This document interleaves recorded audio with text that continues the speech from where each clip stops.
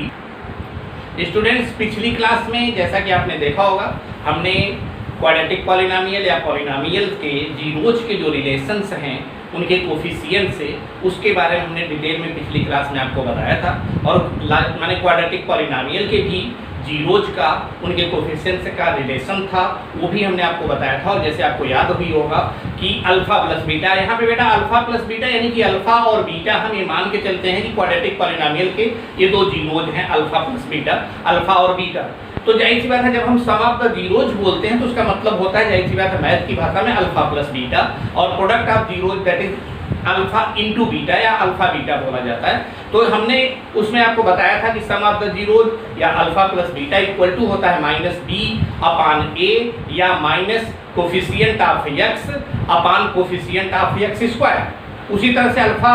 Into beta या product of zeros का जो रिलेशन कोफिशिएंट से बताया गया था आपको कि अल्फा इंटू बीटा या कहने का मतलब product of zeros of quadratic polynomial equal to होता है सी अपान ए, या उसको आप माने वर्ड्स में कहते हैं यानी कि constant term upon coefficient of x square. अब आज की क्लास में उसी को हमको कोई भी क्वाड्रेटिक पॉलिनोमियल लेके उस चीज को वेरीफाई करना है कि sum of the zeros equal to होता है minus coefficient of x upon coefficient of x square. और उसी तरह से आपको उसी जीरोज को जो क्वाड्रेटिक पॉलिनोमियल है दो जीरोज आप निकालेंगे और उसको फिर उस पे अल्फा इंटू बीटा या product of zeros equal to c by a होता है या constant term upon coefficient of x square होता है, ये आपको प्रूव करना है। और इसके लिए हमने आपके एनसीईआरटी से ही कुछ क्वेश्चन लिए हैं और उसमें एक क्वेश्चन हमने दो तीन क्वेश्चन जो कि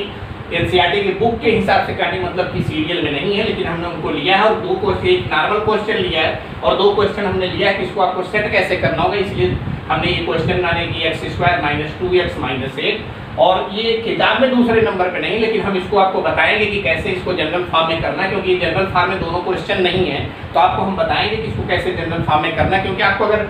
सी नहीं, जैसे इसमें सी नहीं है और इसमें बी नहीं है, तो इसको जनरल फॉर्म में जब हम आपको कर देंगे तो आप इन क्वेश्चन को, क्योंकि माइनस बी अपान ए ही अल्फा प्लस बीटा और अल्फा इंटू बीटा यानी कि product of zero C upon a होता है, तो जैसे इसमें सी नहीं है तो आपको समझने में थोड़ी सी दिक्कत होती है। तो इनको दोनों क्वेश्चन को हमने खाली जनरल फॉर्म में लिखने के लिए किया है। और समझिएगा इस क्वेश्चन पे कि x square minus 2x minus 8, जाहिर सी बात है हमारी जो टॉपिक है यहाँ पे हमने लिखा हुआ है, यहाँ पे verify the relationship between the zeros and coefficient of quadratic polynomial को वेरीफाई करना है। क्वाड्रेटिक पॉलिनोमियल आपको दिए हुए हैं, सबसे पहले इनका जीरोज निकालना है और जीरोज निकालने के बाद उनका प्लस करना है और प्लस करने के बाद आपको सीधा वेरीफाई करना है कि वो जो नियम आपको बताएगा कि माइनस माने alpha plus beta equal to minus B upon a होता है या minus coefficient of x upon coefficient of x square होता है, इसको प्रूव करना है इक्वेशन इसी पॉलिनोमियल से। और फिर उसी तरह से product of zeros equal to c upon ए या constant term upon coefficient of x square होता है। तो बच्चों अब पहला क्वेश्चन देखिए यहाँ पे, यानी कि फॉर जीरोज आप इसका सबसे पहले जो है इसका फैक्टराइज करेंगे। और फैक्टराइज आपको इस तरह का कक्षा 8 से ही, क्लास 8 से ही आप इसको फैक्टराइज करते हैं। जाहिर सी बात आपको बताया गया है कक्षा 8 में कि सबसे पहले इस तरह के फैक्टराइज में हम AC पता करते हैं, A that is coefficient of x square, C constant term होता है। यहाँ पे जब AC आप पता करेंगे तो AC आपका आ जाएगा -8, और जैसे या तो हम यहाँ पे लिख दे रहे हैं आपको AC इक्वल टू हो जाएगा 1 इंटू -8 और इक्वल होगा -8। अब उसके बाद आपको ये भी बताया गया पिछली क्लासों में कि आप B को दो इंटीजर्स P और Q में इस तरह से तोड़ते हैं कि PQ का जब मल्टीप्लाई हो तो AC के बराबर आए और PQ को जब जोड़े तो B के बराबर आए। तो जाहिर बात यहाँ पे B इक्वल टू आपका -2, तो जाहिर बात आपको इसको दो इंटीजर इस तरह से लेने हैं कि आप उनको जो है ऐड करें तो -2 आए और मल्टीप्लाई करें तो -8 आए। हम यहाँ पे दो इंटीजर ले लेते हैं, P आप लेंगे -4 और Q लेंगे 2। तो जब आप यहाँ पे P प्लस Q करेंगे तो आएगा आपका -4 + 2 that is -2 and P into Q जब आप करेंगे, बेटा ब्रैकेट में हम आपको लिख रहे हैं समझने के लिए, P इंटू Q जब आप करेंगे तो -4 इंटू 2 दैट इज -8। ये कक्षा 8 में ही आपको पढ़ाएगा, हम आपको थोड़ा सा रिवाइज कर दे रहे हैं कि क्वाड्रेटिक पॉलिनोमियल का इस तरह से फैक्टराइज कैसे करते हैं फैक्टर से। तो जाहिर बात अब यहाँ पे आपने ले लिया दो इंटीजर और यहाँ पे आपको P मिला -4, Q मिला 2। फिर से आप देख लीजिए क्योंकि P और Q दोनों ऐड करने पे B के बराबर होने चाहिए, तो p की जगह -4 और q की जगह जब आप 2 लेंगे तो ऐड करेंगे -2 आएगा और मल्टीप्लाई करेंगे तो ac के बराबर आना चाहिए। ये इसमें कंडीशंस होती है। अब यहाँ पे आप इसको तोड़ेंगे तो x square -4x plus 2x -8। अब यहाँ पे आप देख रहे हैं, यहाँ पे आप कॉमन लेते हैं, फैक्टराइज आप कर चुके हैं पीछे से, दो टर्म लेते हैं और उनमें जो कॉमन होता है उसको आप निकालते हैं। तो यहाँ पे आपके पास x कॉमन हो रहा है तो x -4 और यहाँ पे 2 कॉमन हो रहा है तो x -4। फिर यहाँ पे आपको पिछली क्लास में बताया गया, आप x -4 कॉमन लेते हो तो बचता है आपके पास x + 2, यानी कि तब इसका फैक्टर x -2 x -8 का जो फैक्टर हुआ x -4 × x + 2 हुआ। अब फैक्टर हो गया, फैक्टर थ्योरम से आप पीछे पढ़े हैं, पिछली क्लासों में 9th में भी पढ़े कि अगर आपको फैक्टर पता है किसी पॉलिनोमियल के तो उसके जीरोज के लिए नॉर्मली तरीका होता है, या इस वर्ष भी हमने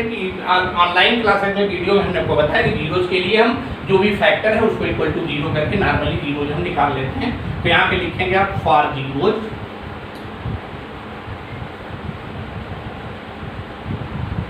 x -4 इक्वल टू आप 0 करते हैं तो x इक्वल टू 0 + 4 यानी कि x इक्वल टू 4 आता है। उसी तरह से दूसरे फैक्टर के लिए, दूसरे जीरोज के लिए दूसरा फैक्टर आप उठाएंगे और यहाँ पे x + 2 इक्वल टू 0, तो जाहिर सी बात है x इक्वल टू 0 - 2 यानी कि x इक्वल टू -2 आया। अब बेटा यहाँ पे आपके पास दोनों जीरोज आ गए, या 4 आया और -2 आया। अब आपको यहाँ पे इन्हीं जीरो से वेरीफाई करना है, इनको सम करके या इनको ऐड करके या इनको प्लस करके वेरीफाई करना है कि इनका जो सम होता है o -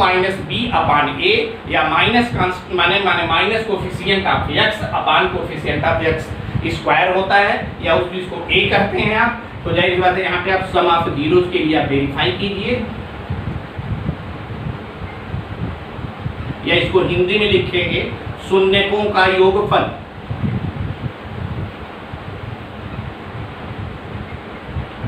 शून्यकों के योगफल के लिए जाहिर सी बात है इस पॉलिनोमियल के शून्य जो शून्य के हैं या जो जीरोज हैं आपके पास आए हुए हैं, यानी कि x 4 और +-2 और दैट इज आएगा 2। अब यहाँ पे देखिए आया 2, जो सम ऑफ द जीरोज आया 4 + -2 इक्वल टू आया 2, या आप इसको अब यहाँ पे कंपेयर कीजिए, ये -2 है। तो जाहिर बात है आपके पास जो पिछले में प्रूव्ड हो चुका है पिछली क्लास में कि -b होता है, -b/a होता है, या minus coefficient of x upon coefficient of x square होता है, उस पे ये चीज खड़ी उतर है, क्योंकि 2 दैट इज यहाँ पे हो जाएगा -2। इसको आप लिख सकते हैं 2 को -2, और क्लियर आपको यहाँ पे मिल रहा है क्योंकि -2 है तो जो ये 2 का जो है यहाँ पे आप जो है माइनस आ रहा है यहाँ पे, तो आपको लिख सकते हैं यहाँ इसको, और अपान 1 भी आप यहाँ पे लिख सकते हैं क्योंकि x स्क्वायर का कोफिशिएंट 1 है, तो जाहिर सी बात है यहाँ पे 1। तो ये 2 ही है क्योंकि -2 दैट इज 2 है, और क्योंकि माइनस यहाँ पे माइनस होता है इसका, तो 2 का एडिटिव इनवर्स ऑलरेडी +2 होगा, तो दैट इज आप यहाँ पे लिख सकते हैं कि minus coefficient of x upon coefficient of x square, या आप इसको लिख सकते हैं -b/a। क्लियर है, -b/a। जब इसको आप करेंगे -b/a तो -2 ऑलरेडी +2 होता है यहाँ पे, और ये आपका यहाँ पे 1 है 1 है, तो जब 2/1 ही हो रहा है तो आप यहाँ पे प्रूव कर लीजिए कि जाहिर बात है sum of the zeros equal to होता है 2/1 या -2/1, और क्योंकि यहाँ पे ये माइनस कोफिशिएंट ऑफ x, क्योंकि कोफिशिएंट ऑफ x जो है -2 है, तो 2 जो -2 का माइनस इसका एडिटिव इनवर्स ही होता है, तो आप यहाँ इस तरह से क्लियर कर लेंगे। उसी तरह से आप आते हैं प्रोडक्ट ऑफ जीरोज के लिए।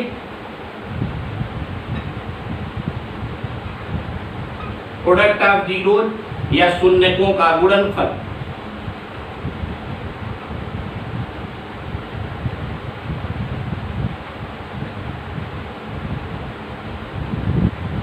तो यहाँ पे शून्यकों का गुणनफल जाहिर सी बात है, यहाँ पे एक जीरोज आपके पास 4 है और दूसरा -2 है, तो क्लियर है कि ये -8 आएगा, और -8 दैट इज यहाँ पे है, ये बराबर हो जाएगा आपका, क्योंकि -8 यानी कि c है यहाँ पे, c बराबर -8 है, तो क्लियर है आपका यहाँ पे कांस्टेंट टर्म है, और इसको आप 1 भी लिख सकते हैं क्योंकि x स्क्वायर का कोफिशिएंट यहाँ पे 1 है, ये बराबर 1 है, तो आप यहाँ पे लिख देंगे कि क्योंकि -8 ही है तो यहाँ पे -8 दैट इज जो c है, तो ये कांस्टेंट टर्म है, constant term upon coefficient of x square. अब इस तरह से बेटा आपका वेरीफाई हो जाता है। इसी तरह से जो नॉर्मली क्वेश्चन आपको मिलेंगे आप वेरीफाई कर सकते हैं, लेकिन इसमें क्लियर था आपको। हम यहाँ पे सबसे पहले आप यहाँ पे क्लियर भी कर सकते हैं, जब पॉलिनोमियल उठाते हैं तो आप यहाँ पे क्लियर कर सकते हैं इस पॉलिनोमियल के लिए कि यहाँ पे ए बार इसका यहाँ पे हम लिख दे रहे हैं आपको कैसे, शुरू में ही आप क्लियर कर लीजिएगा तो कोई गलती नहीं होगी। यहाँ पे ए बराबर है 1 और बी इक्वल टू है -2 और सी इक्वल टू है -8। इस तरह से हम पहले ही लिख लेंगे, जैसे हमने नहीं लिखा था, लेकिन ध्यान दीजिए आप इसको पहले ही, जब क्वाड्रेटिक पॉलिनोमियल आपको मिलेगा तो आप तुरंत यहाँ पे तब आपको क्लियर हो जाएगा कोफिशिएंट माने ए क्या है, बी क्या है और सी क्या है, आपको शुरू में ही क्लियर हो जाएगा। तो इस तरह से करके आप जो सीरियल नंबर से यहाँ से करेंगे। अब हम आपको बेटा यहाँ पे ये साइड में हम आपको ये जो दो क्वाड्रेटिक पॉलिनोमियल हमने लिया हुआ है, क्योंकि ये जनरल फॉर्म नहीं, जनरल फॉर्म यहाँ पे जो ये x² - 2x - 8 जो था ये जनरल फॉर्म में है, ax² + bx + c के रूप का है। यहाँ पे जो आपका दूसरा क्वाड्रेटिक पॉलिनोमियल दिया हुआ है 4u² + 8u, क्लियर है यहाँ पे ax² + bx तो दिया हुआ है, इस पॉलिनोमियल में c नहीं दिया हुआ है। तो आप इसको जब वेरीफाई करना चालू करेंगे तो जब यहाँ पे आएंगे, यानी कि जब प्रोडक्ट आप जीरोज पे आएंगे तो जाहिर बात है ये c अपान ये होता है, तो इसमें c है ही नहीं है, इसमें आपको c नहीं है, यहाँ पे c की जगह कुछ नहीं है, तो क्लियर है। तो आपको थोड़ा सा कंफ्यूजन हो सकता है। तो इस तरह के पॉलिनोमियल को सबसे पहले जनरल फॉर्म में लिखने के लिए आप जो है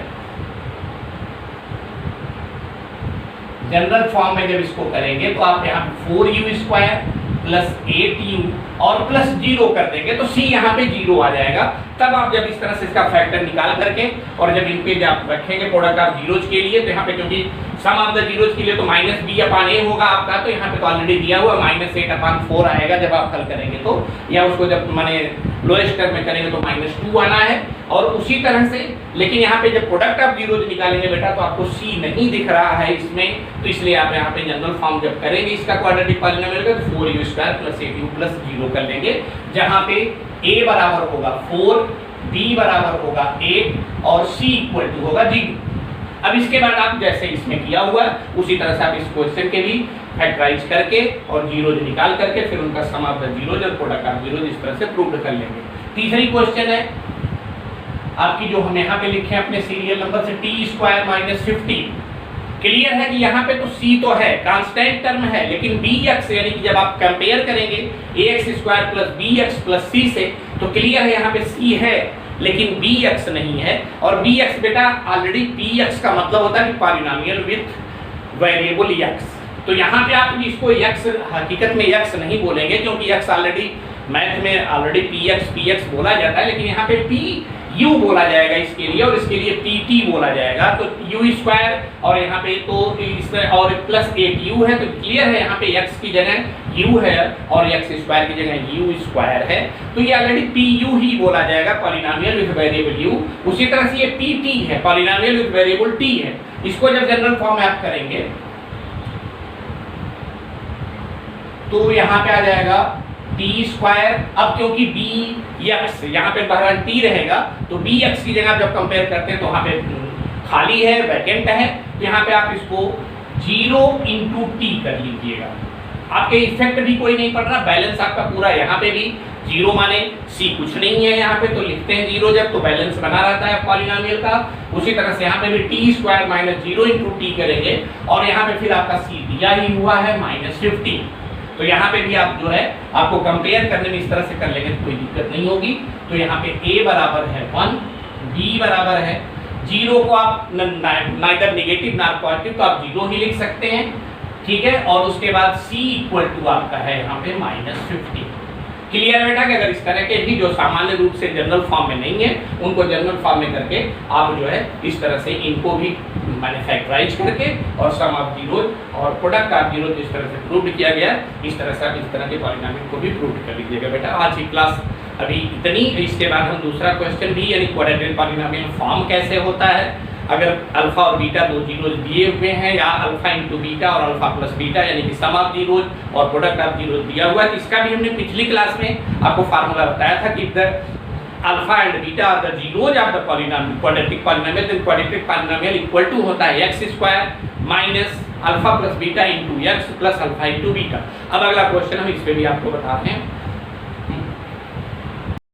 स्टूडेंट्स, अब आपको हम ये चीज बताने जा रहे हैं, पीछे हमने भी चर्चा की, फिर से उसी को हम आपको चर्चा कर रहे हैं कि if alpha and beta are the zeros of the quadratic polynomial, यानी कि आपको किसी क्वाड्रेटिक पॉलिनोमियल के जीरोज या शून्यक पता है कि अल्फा और बीटा है, केवल बस इतना पता है, तो आप क्वाड्रेटिक पॉलिनोमियल कैसे फॉर्म करेंगे? How can you form the quadratic polynomial if is here given that कि alpha and beta are the zeros of the quadratic polynomial. तो पिछली क्लास में भी हमने आपको प्रूव करके बताया था कि कैसे होता है। यहाँ पे फिर से एक बार रिमाइंड कर लीजिए कि if alpha and beta are the zeros of quadratic polynomial,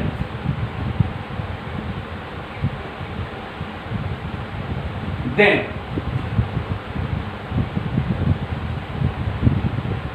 quadratic polynomial equal होता है। पिछली क्लास में आपको एकदम पूरा प्रूव किया था हमने, आप उसी को फिर से यहाँ पे उठाएंगे। इक्वल होता है x square minus alpha plus beta into x plus alpha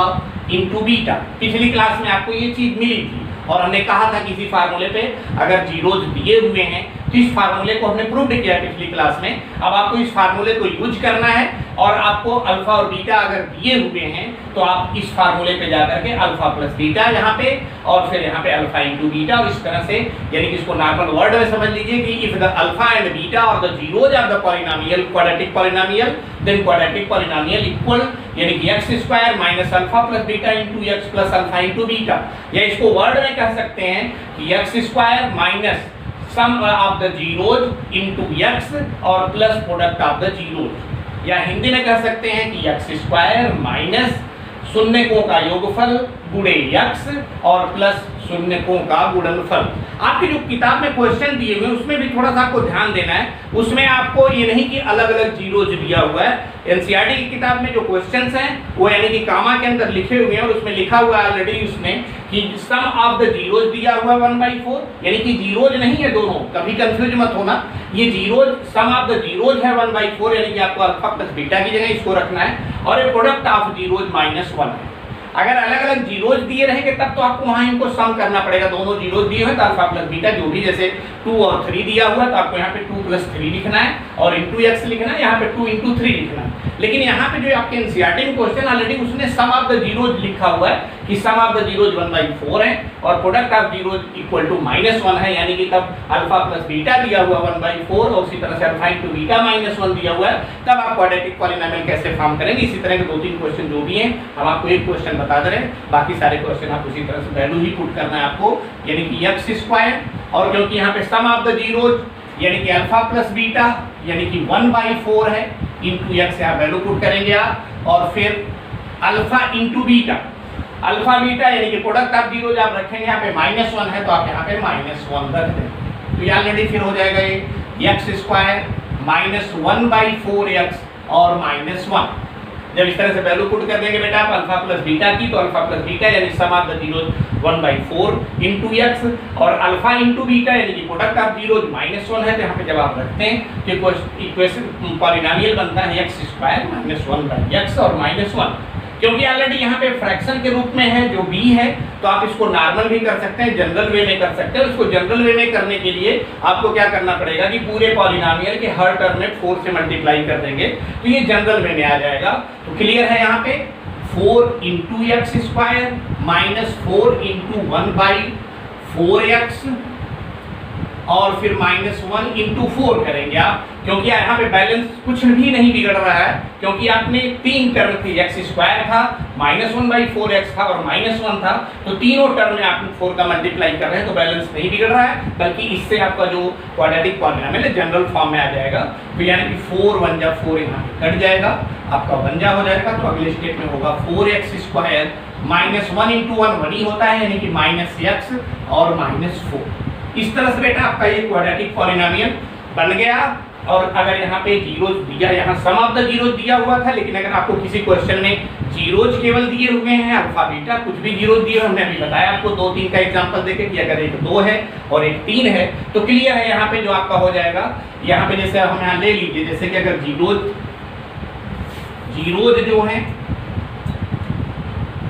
अगर 2 और 3 तो क्लियर है, तब क्वाड्रेटिक पॉलिनोमियल कहाँ कैसे बनेगा आपका, जीरोज अगर 2 और 3 है तो क्वाड्रेटिक पॉलिनोमियल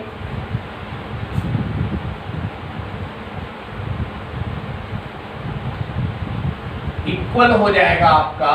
यानी कि x स्क्वायर माइनस जीरोज, यहाँ पे इसमें तो सम ऑफ द जीरोज दिया हुआ था, प्रोडक्ट ऑफ जीरोज, केवल जीरोज दिए हुए, तब आप कैसे फॉर्म करेंगे, हम यहाँ पे साइड में आपको बता दे रहे हैं। तब जीरोज है अगर 2 और 3 तो क्लियर है यहाँ पे quadratic polynomial equal to sum of the zeros, यानी कि 2 + 3 ×